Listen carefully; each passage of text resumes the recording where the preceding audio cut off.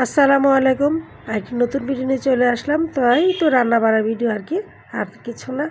তো এদিকে জিরার ফাঁকি শেষ হয়ে গিয়েছে, রান্না করতে গিয়ে দেখি তাই আস্ত জিরা টেলে নিচ্ছে ফাঁকি করার জন্য। তো আমার সাথে কিন্তু মাঝে মাঝে প্রায় এই ঘটনাগুলো ঘটে, রান্না করতে গিয়ে দেখি দেখা যায় জিরা ফাঁকি শেষ হয়ে গিয়েছে। আগের দিন হয়তো খেয়াল করি কিন্তু পরে মনে থাকে না, তখন রান্না করার সময় এগুলো করতে হয়। তো এদিকে আমি মিষ্টি কুমড়া শাক সিদ্ধ করে নিচ্ছি, আর এই যে লাউর তরকারিটা রান্না করা হয়ে গিয়েছে। আজকে মুরগি গোশত দিয়ে আলু এবং লাউ তরকারি রান্না করা হয়েছে। আর লাউর সাথে আলু দিলে খেতে খুব ভালো লাগে, ঝোলটা আঠা আঠা ঘন ঘন হয়। এদিকে ভাত বসিয়ে দিয়েছে। আজকে একটু সকাল সকাল রান্না করে নিয়েছি, কারণ আরও অন্যান্য কাজ আছে, তাই সকাল সকাল রান্নাটা সেরে নিলাম। তো এদিকে আবার যেহেতু ব্লাইন্ডার নামিয়েছি, তাই একটু আদা রসুন করে নিলাম। আদা রসুন করা আছে, তারপরও এত বড় ব্লাইন্ডার নামাতেও মাঝে মাঝে আলসেমি লাগে, তাই আদা রসুন করে নিলাম। এদিকে কাঁচা টমেটো পুঁটি মাছ দিয়ে রান্না করেছি, আর এই যে মিষ্টি কুমড়া শাক রান্না করা হয়ে গিয়েছে। তো এই যে বলেছি অন্যান্য কাজ আছে, সেগুলো হচ্ছে এখানে মুরগি কিনেছি মশালা 5 কেজি ওজনের, এবং আটা এবং পোলার চাল কিনে নিয়েছি, যেগুলোতে খিচুড়ি রান্না করে খেতে ভালো লাগে সেগুলো আর এদিকে টোস্ট বিস্কুট কিনে নিয়েছি 2 প্যাকেট। তো সকাল বিকাল চায়ের সাথে দেখা যায় যে টোস্ট বিস্কুটটাই কিন্তু মানে বেশিরভাগ খাওয়া হয়ে থাকে। তো এই যে এদিকে মুরগি কিনেছি, সেটা বের করে নিচ্ছি। তো রান্নাবাড়া শেষে মুরগিটা অবশ্য এখন ঢেলে নিলাম কাটার জন্য। তো এটা কেনার উদ্দেশ্য হচ্ছে যে আমি যে মাঝে মাঝে দেখাই ভিডিওতে আমার ভিউয়ার্সদের যে আমার বাসায় দিনের মজুর বা স্পেশাল মেহমান আসে, তাদের জন্য আমার এই আয়োজন। তো আমি কেটে কুটে ওগুলোকে মেখে রেখে দিব পরে রান্না করার জন্য তো সব ভিডিও তো দেখানো হয় না বা দেখানো যায়ও না।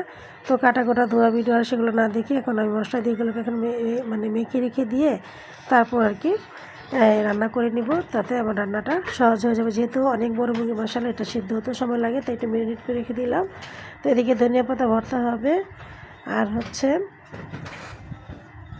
লাউর খোসা দিয়ে ভর্তা করা হবে, সাথে মাছ দেওয়া হবে। লাউয়ের খোসাগুলো সেদ্ধ করা হয়ে গিয়েছে, একটু নেড়েচেড়ে এখন নামিয়ে নিব। তো যে কোনো ভর্তা খেতে কিন্তু ভালো লাগে, আর সাথে যদি মাছ দেওয়া হয় তাহলে আরও ভালো লাগে বেশি খেতে। এদিকে আজকে তেলাপিয়া মাছ ভেজে নিচ্ছি এই লাউয়ের খোসার সাথে দেওয়ার জন্য। আর দিয়ে পেঁয়াজ রসুনটাকে ভেজে নিলাম, যাতে ভর্তাটা থাকলেও গন্ধ না হয়, এবং ভাজার পেঁয়াজ রসুন দিয়ে ভর্তা তৈরি করলে কিন্তু ভালো লাগে খেতে। তো এগুলো ঠান্ডা হলে পরে ভর্তা করে নেওয়া হবে। তো আমি কিন্তু মাঝে মাঝে আমার ভিউয়ার্সদেরকে যে দিনের মজলিস বসাই, সেটা নিয়ে কিন্তু প্রায় ছোটোখাটো একটা ভিডিও দিয়ে থাকি। অবশ্য সম্পূর্ণটা শেষ করতে পারি না, দেখা যায় যে ভিডিও কিছু বাকি থেকে যায়, দেওয়া হয় না। তো এদিকে আজকে 2 পদে ভর্তা হবে, আর মুরগি গোশত আলু দিয়ে রান্না করা হচ্ছে। আর এদিকে খোলা পিঠা বা চিতই পিঠা তৈরি করব এদের জন্য। আজকে এই দিনের মজলিসের তবারক বলা চলে, বা খাবারের আয়োজন মেহমানদের জন্য। তো গুলাটা গুলে রেখে দিলাম, যাতে পিঠাটা সুন্দর হয় বানানোর সময়। ওই যে বললাম সম্পূর্ণ ভিডিও দেখাতে পারি না, তো তখন আর ভিডিও দেখা করতে পারিনি, তাই আর সেগুলো যোগ দিতে পারিনি। তো 2 ধরনের ভর্তা আর পিঠা খাওয়ার পরে বেঁচে গেছে। আর এই পিঠাগুলো লাস্টে একটু খুব তাড়াহুড়া ছিল, ওগুলো পুড়ে গেছে, এগুলো আমি আমাদের সামনে দেওয়া হয়নি, রয়ে গেছে আলাদা। আর এদিকে হুমারের বাবার জন্য তরকারি বের রেখে দিয়েছি, রাত্রে আসলে পরে খেতে দিব। আর কিছুটা গুলো রেখে দিয়েছি, আসলে পরে বানিয়ে দিব ফ্রিজে রেখে দিয়েছি, যেহেতু এগুলো খুব দিনের বেলা মাখা হয়েছিল, যদি নষ্ট হয়ে যায়। আর এদিকে রান্না করা তরকারি ছোটো একটা হাঁড়িতে ভেড়ে নিয়েছি, বাকি যত খাওয়ার পর যতটুকু ছিল। আর এটা কয়েকদিন আগের ভিডিও, আমরা স্বপ্নে গিয়েছিলাম আমি আর আয়শা। তো মোবাইলে প্রায় দেখি এই কম্বো প্যাকেজগুলো, তাই গেলাম, ভাবলাম হয়তো বা শেষ হয়ে গেছে, তা দেখি না, এখনও আছে। তো ঘুরে ফিরে 2 প্যাকেট নিয়ে নিয়েছি, 160 টাকা করে গরু গোশত। আর নিয়েছি 2 টুকরা রুই মাছ আর একটা আলু, সেটা শুধুমাত্র 60 টাকা। আর কিছু কেনাকাটা করে বাসা চলে আসলাম। কয়েল কিনেছি, আর কিনেছি একটি প্লাস্টিকের ব্যাংক, কিছু কিছু টুকিটাকি টাকা পয়সা জমাবো এর জন্য আর এই নাতনির জন্য 3টা পায়জামা কিনেছি।